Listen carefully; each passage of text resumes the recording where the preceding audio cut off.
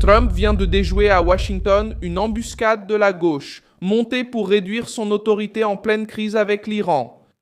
En ce vendredi 22 mai 2026, la gauche a tenté de transformer un vote sur les pouvoirs de guerre en un piège contre le président des États-Unis. Après que le Sénat a adopté une résolution par 50 voix contre 47 avec le soutien de républicains hésitants. La manœuvre était simple, pousser la Chambre à une défaite publique contre Trump, exposer la fracture au sein du Parti républicain et offrir au régime iranien l'image d'un gouvernement divisé alors que la pression militaire reste sur la table. Mike Johnson a bloqué le vote avant que la séance ne devienne le théâtre de cette manœuvre. C'est là que la question doit être posée. La gauche voulait-elle éviter la guerre ou s'en servir pour affaiblir Trump? Qu'est-ce que la gauche essaye de cacher derrière ce vote? Pourquoi affaiblir Trump précisément face à l'Iran? Comment ce piège tendu par la gauche pourrait-il devenir une récompense pour la dictature terroriste iranienne? Je vais tout te raconter dans un instant, mais pour l'instant, tu vas vouloir t'abonner à la chaîne pour rester bien informé des informations en temps réel avec la meilleure qualité journalistique jamais vue selon le standard de crédibilité de Milson Alves. La résolution devait être votée à la Chambre des représentants peu avant que les parlementaires ne quittent Washington pour la pause du Memorial Day. Le projet visait à limiter l'action militaire de Trump contre l'Iran et à obliger le gouvernement à dépendre d'une autorisation formelle du Congrès pour poursuivre l'opération. La manœuvre a gagné en force parce que 2 jours plus tôt, le Sénat avait adopté une mesure similaire par 50 voix contre 47 avec 4 républicains rejoignant la majorité démocrate. Et John Fetterman était le seul démocrate à s'opposer à la résolution. La gauche y a vu une opportunité politique. Ce n'était pas seulement un débat technique sur la Constitution, la guerre ou l'autorisation militaire. L'objectif était de créer une défaite publique pour Trump, de montrer la fissure dans la base républicaine et de produire un gros titre mondial affirmant que le président des États-Unis perdait le contrôle de sa propre politique étrangère. C'est là que Mike Johnson est entré au cœur de la crise. En tant que président de la Chambre, il a retiré le vote de l'ordre du jour et a repoussé la décision à juin, empêchant que l'Assemblée plénière soit utilisée comme tribune pour affaiblir la Maison-Blanche. La presse anti-Trump a qualifié cette décision de recul. Les démocrates ont qualifié cela de lâcheté, mais pour ceux qui comprennent le jeu du pouvoir, la lecture est plus directe.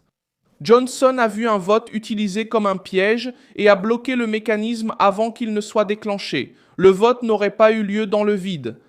Elle serait survenue en pleine guerre contre l'Iran, avec des adversaires extérieurs observant chaque fissure à Washington. Lorsqu'une puissance montre des divisions en pleine crise militaire, le signal ne reste pas confiné au sein du Congrès.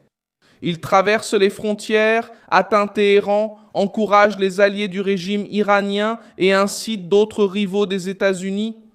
La bataille même autour des voix montre l'ampleur de l'embuscade. La Chambre avait déjà bloqué des mesures précédentes concernant les pouvoirs de guerre lors de votes serrés. En mars, l'une de ces résolutions a échoué avec 200 voix d'écart, 312 voix pour et 219 contre.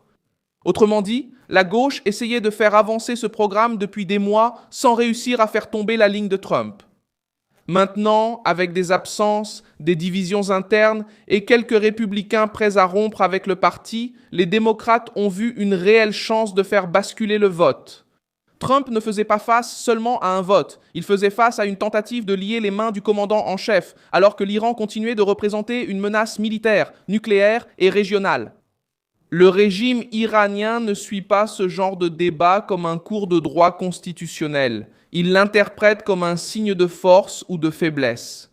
Si la Chambre avait adopté une résolution contre la conduite de la guerre à ce moment-là, le message envoyé à l'extérieur aurait été brutal.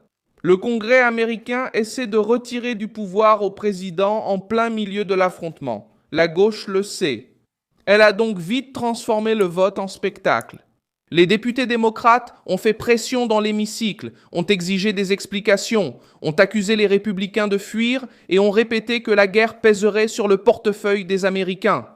Le discours sur l'essence chère, la nourriture chère et le coût de la guerre fonctionnent comme un appel à l'émotion. Mais derrière ce discours, il y avait une tentative très concrète de retirer toute marge de manœuvre à Trump. Ils ont utilisé la souffrance économique du peuple comme un bouclier politique pour faire avancer une mesure qui, en pratique, limiterait la réponse américaine contre l'Iran. Mike Johnson a bloqué l'ordre du jour parce qu'il a compris que ce vote serait exploité comme une munition contre le gouvernement américain lui-même. La gauche ne voulait pas seulement prendre position, elle voulait une scène. Elle voulait que des républicains s'opposent à Trump, que des commentateurs affirment l'isolement du président et que le régime iranien se réjouisse de la division américaine. En politique étrangère, ce type d'image a un effet réel. Elle influence les négociations, la pression militaire, le calcul des adversaires et la confiance des alliés.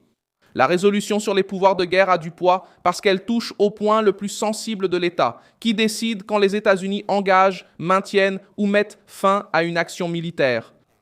Mais, au milieu d'une crise en cours, cet instrument peut devenir une arme politique s'il est utilisé pour exposer le président face à l'ennemi.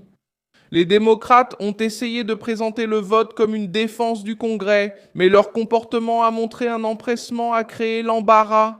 La mesure serait votée avant la pause, à un moment calculé pour laisser Donald Trump saigner politiquement pendant des jours. Si elle était adoptée, la gauche rentrerait chez elle en disant qu'elle avait vaincu le président. Les médias couvriraient l'événement en insistant sur le mot « rébellion ». L'Iran gagnerait du temps, un avantage narratif et de la confiance. Johnson a interrompu ce cycle avant que l'opération ne soit achevée. La Maison-Blanche devait aussi empêcher que le débat ne devienne une récompense pour Téhéran.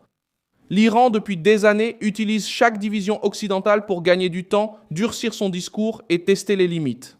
Lorsque le régime voit un débat interne aux États-Unis sur le retrait, l'autorisation ou la restriction militaire, il l'interprète comme une opportunité. La gauche sait que ce type de vote n'aurait pas seulement un effet à Washington. Cela aurait un effet au Moyen-Orient, sur les alliés des États-Unis et sur les groupes alignés avec l'Iran. L'affaire met également en évidence la différence entre contrôler et saboter. Un contrôle sérieux exige débat, information, stratégie et responsabilité. Le sabotage politique profite d'une crise internationale. Il choisit le moment de la plus forte tension. Il force un vote pour humilier le président. La prochaine étape aura lieu en juin, lorsque la Chambre reviendra de la pause et que la résolution pourra réapparaître. La gauche va essayer de relancer la pression, de chercher des républicains mécontents et de transformer le vote en un test de loyauté contre Trump. La différence, c'est que maintenant le piège a été exposé avant de fonctionner. Trump sort de cet épisode avec un message clair pour ses alliés et ses adversaires. L'opposition peut essayer d'utiliser le Congrès comme tribune, mais la Maison-Blanche a encore des alliés prêts à tenir bon lorsque la sécurité des États-Unis est en jeu. La guerre politique à Washington continue. Mais le vote que la gauche voulait transformer en défaite immédiate est devenu un avertissement. Entre renforcer le président face à l'Iran ou offrir à la gauche la mise en scène qu'elle a tenté de fabriquer, je suis Milson Alves, spécialiste des relations internationales. Et mon objectif est de vous tenir bien informé, en vous disant la vérité chaque jour. Les liens des actualités sont dans la description de la vidéo. Like la vidéo, abonne-toi et consulte les commentaires pour t'impliquer davantage avec la communauté Milson Alves.